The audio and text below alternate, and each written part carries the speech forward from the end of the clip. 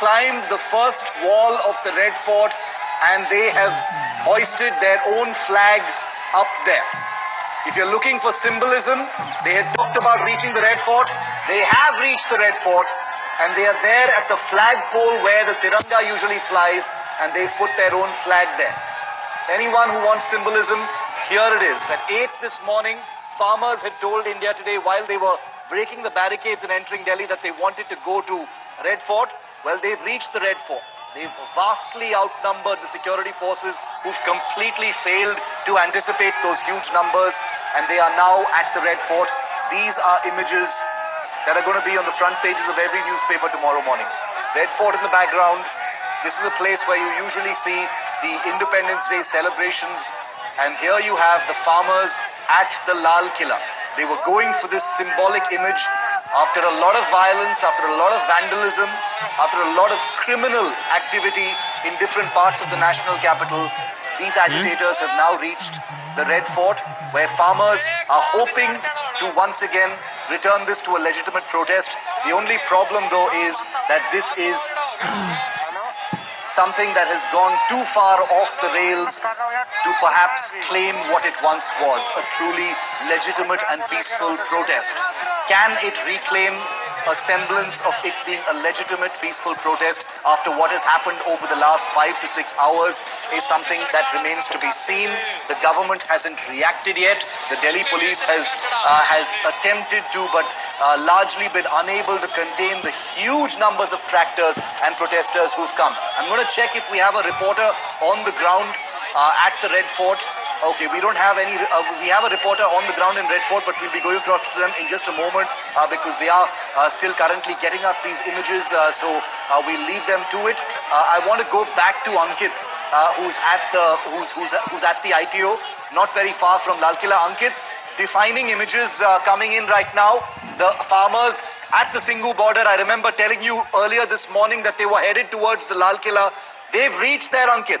You know, a lot of violence, a lot of criminal action, a lot of rioting has taken place in the interim in between. But this image is probably what they were going for. All of them stacked up on that hill in front of the Lal Killa. That's right. Look at this entire agitation and look at it in the perspective of the last 2 months. Right from day one, they have been saying 26 January tak solve nahi hua to we'll go to the Red Fort. The symbolism of Red Fort, the farmers say, is that they are saying that it is just not for government programs, for the Prime Minister to unfold the flag on 15th August. It is as much as of the farmer as it is of the government. What they are trying to, in fact, do by this show of strength is to tell the government, if you don't come back onto the talking table, don't repeal the laws, this is what the farmers are capable of. But Shiv, look at the cost of this symbolism. Look at the cost of trying to claim the country and the capital, trying to send across a message. The cost was played out just behind me at the ITO intersection a short while back. Huge police contingent, the last stand of the police on this side. The farmers, which were, you saw those tractors. In fact, as you were playing those visuals of Red Fort, Shiv, the first time we saw a tractor being used as a weapon, rampaging, was here at the ITO. 3 tractors came in, tried to, if anybody would have not run for their lives, they would have just gone over them.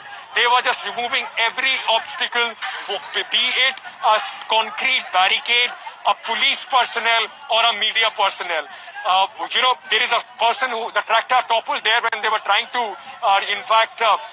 move the barricades there on the DDU mark. Somebody has been seriously injured. Policemen have been injured. Protesters have been injured. The question is, despite this symbolism, would the farmers now be able to go back and call it a peaceful, legitimate protest for their concerns? The question also would be, did the government let the situation fester for the last 60 days with those cursory, momentary talks, and also did the government fail to anticipate the anger as far as these farmers are concerned? The sum total of the situation is violence, anarchy, right in the heart of the national capital. They broke the route, they came here, the rally came peacefully till here. It was only when few of the tractors wanted to go to India Gate, the violence started, and it resulted.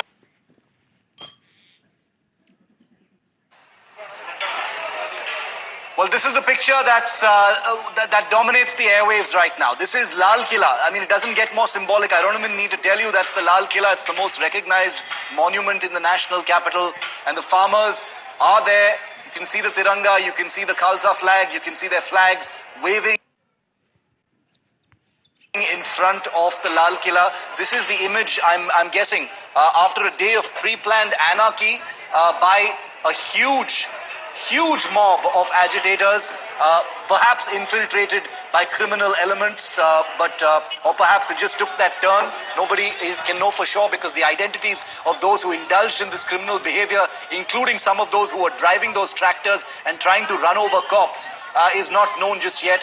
But this is very clearly the image that the protesters, the agitators, the rioters were going for in front of the Lal Killa. As Ankit Tyagi, our reporter on the ground, who has borne the brunt of some of that violence, along with his cameraman Dinesh, who is also a good friend, who they both had things thrown at them. Dinesh, our camera person, has